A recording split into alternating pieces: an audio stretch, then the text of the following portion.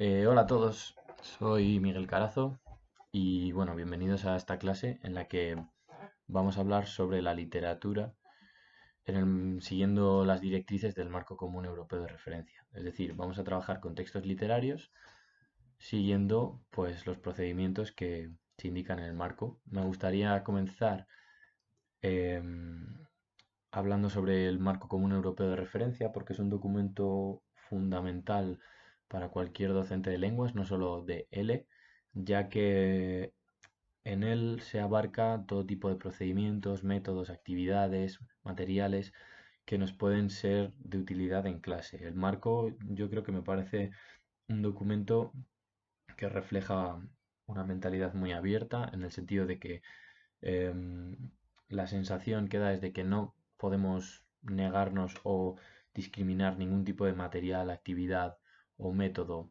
solo por prejuicios, sino que debemos o podemos intentar trabajar con cualquier tipo de material o actividad, que no pasa nada porque tenga mala reputación, por ejemplo, la traducción, ¿no?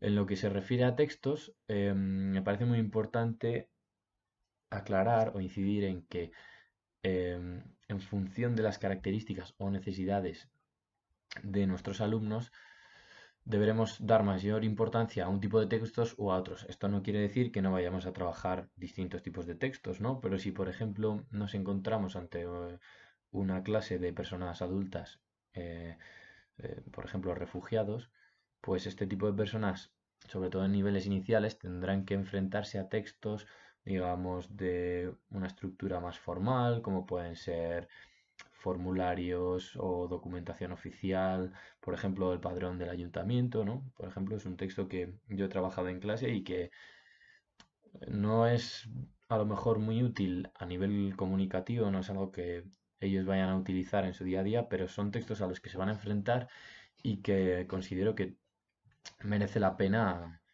instruir a los alumnos para enfrentarse a un texto escrito de esas características.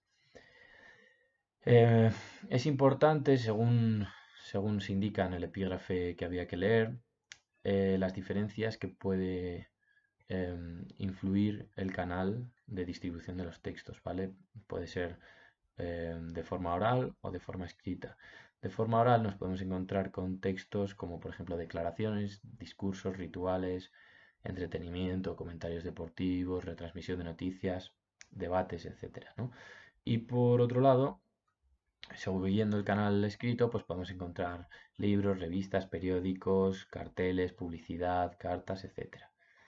Es fundamental que el profesor tenga en cuenta, como ya he dicho, qué tipos de texto va a necesitar trabajar el alumno, con qué tipos de texto se va a enfrentar y cómo le vamos a capacitar. Perdón. Entonces, los distintos canales tienen ciertas características, ¿no? Por ejemplo, el canal oral em, es instantáneo frente a la perdurabilidad del canal escrito. Y bueno, esto también influye en las distintas actividades y por supuesto en la forma de trabajar de los alumnos a la hora de comunicarse. En cuanto a actividades, ¿qué podemos hacer con textos? Bueno, un texto es innegablemente input en el proceso de comunicación de la lengua, ¿no? Entonces, hay que tener en cuenta las distintas actividades que podemos hacer en función de, por ejemplo, si trabajamos la expresión oral, si trabajamos la expresión escrita, la comprensión auditiva, comprensión de lectura, interacción o incluso la mediación, como puede ser la traducción e interpretación. Todo esto podemos trabajarlo a partir de un texto, ¿no? Podemos reaccionar, por ejemplo, a una carta o a un anuncio del ayuntamiento, a una carta al director de un periódico, a un anuncio público. Podemos hacer actividades como, por ejemplo, recrear una entrevista de trabajo a partir de un currículum o a partir de un anuncio de oferta de empleo, ¿no? Son cosas que em, digamos, permiten adaptar todo tipo de características en función de las necesidades. Podemos adaptar una actividad a partir de un texto en función de si queremos trabajar la expresión oral o la expresión escrita. y esto me parece que puede dar bastantes posibilidades en clase. Perdón.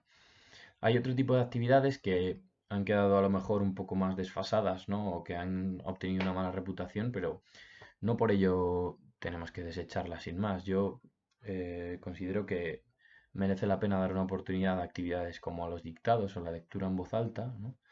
Porque nunca se sabe si te puede dar resultados positivos o algún tipo de beneficio para los alumnos.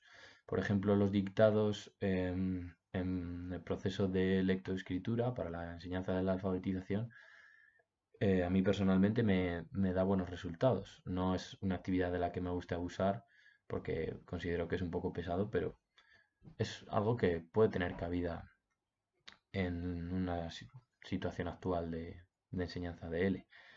Respecto al segundo epígrafe, en el cual se hablaba de